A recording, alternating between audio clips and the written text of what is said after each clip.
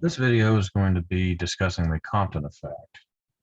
We're going to take it straight out of Con so that you can see exactly what is going on and see where they're coming up with these particular answers for these types of situations. All right, so for the Compton process, what's going to happen is that you've got an incoming photon that interacts with an atomic electron as though it were a free electron. In other words, the binding energy of the electron is a small price to pay than the energy coming in with the photon. So in this particular interaction, the electron is going to get some energy from the photon and is emitted at an angle. This is what we're talking about here. We've got this incident photon.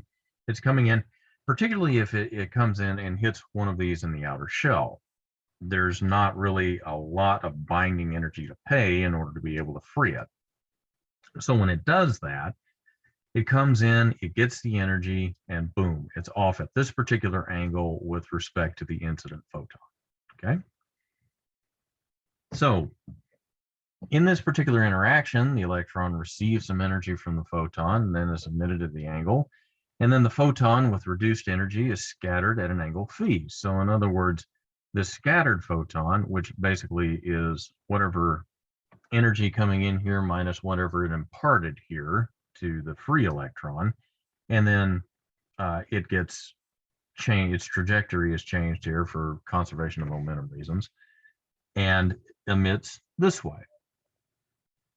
And it makes a certain angle phi with the angle at which it came in. Okay, so that's our situation. That's what's going on.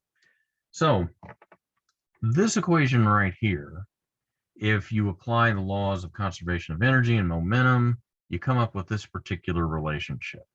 You can see here that the energy is related to the energy that it came in with, plus this particular relationship here with phi. And then you've also got the energy that it goes out with. You've got this particular relationship, and then you've got a relationship here between the cotangent of this angle and the tangent of phi and that kind of thing. So you've got the incident photon energy, that's going to be this. You've got the scattered photon energy, which is going to be this. You've got the electron energy, that's what this is, represented with this. Now, you may have noticed this little symbol here. This is alpha, and it is a ratio. It is a ratio of the incident energy with the energy of the rest energy of the electron, 0.511 MeV. If this is expressed in MeV, then alpha, or if the incident photon energy is expressed in MeV, then this is what we have here. We can just substitute this in and we're fine. So what about special cases here? If a photon makes a direct hit with the electron, then the electron will travel forward and the scattered photon will travel backwards. And the reason for that is for conservation of momentum. The electron will receive the maximum amount of energy and the scattered photon will be left with minimum energy. Now, you can calculate that by substituting in the cosine of phi, which happens to be 0. The cosine of, and remember phi is going to be 180 degrees because it doesn't angle like this. It is basically coming in and then going straight back. To model that particular situation, we're taking the cosine of the angle as it's made with this part of the angle, which means we're stretching all the way over here. And that means that phi ends up being 180 degrees. Well, if that's the case, then the cosine of that angle ends up being -1. That means there's a whole lot of simplification that can go on here in these formulas, and this is what comes about. Now, say that we have a grazing hit. If a photon makes a grazing hit with the electron, then the electron will be emitted at right angles. And the scattered photon will go in the forward direction. In other words, you're going to have the electron, if it's a grazing hit, the electron pops up this way at 90 degrees, and this ends up becoming 0. So it's almost like a straight line here for the incident photon and the scattered photon trajectories. When you do that, theta being 90 degrees, and then you also have phi at 0 degrees. And when you substitute those into the equations, you can show that for this collision, the energy is equal to 0, and this is equal to the photon energy that is, let's see how to refer to it, scattered, is going to be the same as the incident. Now, if a photon is scattered at right angles, one can calculate these equations by substituting in these particular angles. And the angle of the electron emission, of course, is going to depend on this. So we've got some examples here, and this is really what I wanted to get at. The interaction of a low energy photon. So you've got, if the incident photon energy is much less than the rest energy of the electron, only a small part of its energy is imparted to the electron, resulting in the scattered photon of almost the same energy as the incident photon. So for example, let's say that's coming in at 51.1 keV. We know what the alpha ratio is by substituting in that particular value there at the top. And from these particular equations here, we can see that the energy of the electron ends up becoming this. Energy of the emitted photon ends up becoming this. So for a low energy photon beam, the Compton scattered photons have approximately the same energy as the original photons. You can see how this, as well as this, relate to each other.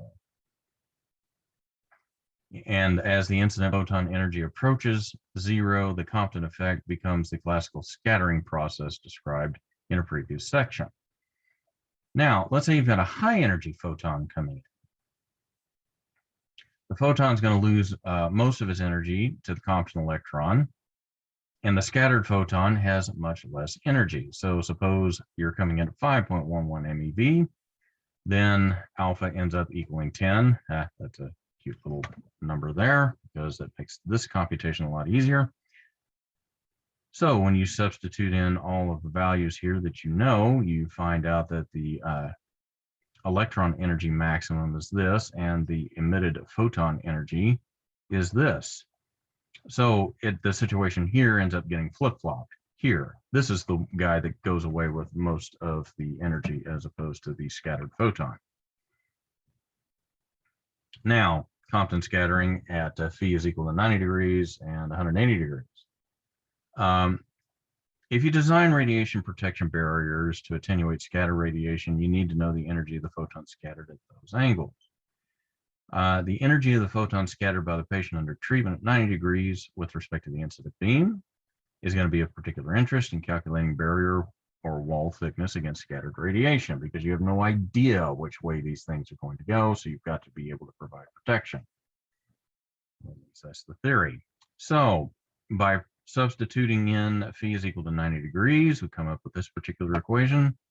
For high energy photons with alpha much greater than 1, they make a simplifying assumption here. They said adding 1 down here is really not going to change that much when it's much greater than 1. So we're just going to simplify that to this. And when you do that, what you come up with here is that the energy of the scattering photon can be approximated or ends up equaling this particular value and ends up equaling this. Similar calculations for scatter at theta is equal to, or phi is equal to 180 degrees will indicate this, roughly half of that. So the radiation scattered at right angles is going to be independent of the energy and has a maximum value of this. Radiation scattered backwards is independent of incident energy and has a maximum value of this. The maximum energy of radiation scattered at angles between 90 and 180 will lie in between the above energy limits. However, the energy of the photon scattered at angles less than 90 degrees will be greater than this and will approach the incident photon energy for the condition of forward scatter. So I wanted to go through that little part there so that you could kind of see what we're talking about here when it comes to Compton, because I know they can get a little bit involved. And for the energies that you're going to be administering to patients, this is the kind of interaction that's going to predominate. Now, we do need to discuss the dependence of the Compton effect on energy as well as atomic number. So it was mentioned previously that the Compton effect is an interaction between a photon and a free electron, just like the diagram set up there. Practically, this means that the energy of the incident photon has to be larger compared with the electron binding energy. That's in contrast to the photoelectric effect, which becomes more probable when the energy of the incident photon is equal to or slightly greater than the binding energy. So as the photon energy increases beyond the energy of the K electron, the photoelectric effect decreases rapidly with energy, and the Compton effect becomes more and more important. The Compton effect also decreases with increasing photon energy. In other words, after you get past a certain point, this predominates, but it has a threshold through which it works. And if you start to go above that, then it's usually somewhere between 1 to 10 MeV. Once you start going above 10 MeV, then you've got other things that start to predominate. Because the Compton interaction involves essentially free electrons, it doesn't matter what the atomic number is. Remember here in this drawing, as soon as I get to it, see how far away we are from the nucleus? If you're looking at something that's bound quite here, you can see why the reaction might be more prevalent if you have a higher atomic number because you're closer to the nucleus. If you're looking for free electrons out here, that's not the case. So you don't have to worry so much about what the Z value is. So in the atomic number, although the number of electrons per gram of elements decreases slowly but systematically with the atomic number, most materials except hydrogen can be considered as having approximately the same number of electrons per gram. So the number of electrons per gram of elements decreases slowly but systematically with atomic number. We're going to say that with all materials except for hydrogen, that we could have approximately the same number of electrons per gram. We're going to hold that constant. It's nearly the same for all materials. So if you look at these charts here, you can kind of see where hydrogen is the exception to the rule of a number of electrons per gram. But if you look at carbon, oxygen, aluminum, copper, lead, fat, muscle, water, air, bone, they're looking at about the same values. So from the previous discussion, it follows that if the energy of the beam is in the region where the Compton effect is the only possible mode of interaction, approximately the same attenuation of the beam will occur in any material of equal density thickness, expressed as grams per squared centimeter. So for example, in the case of cobalt-60 gamma ray beam that interacts by Compton effect, the attenuation per gram per square centimeter for bone is nearly the same as that for soft tissue. However, 1 centimeter bone is going to attenuate more than 1 centimeter soft tissue because bone has a higher electron density.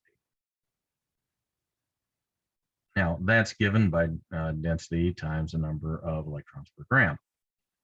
If the density of bone is assumed to be 1.65 grams per cubic centimeter, that's really not that far off from some of the values that you will see if you end up going into dosimetry. And that of soft tissue is about 1.04. Then the attenuation produced by 1 cm of bone will be equivalent to that produced by 1.53 cm of soft tissue.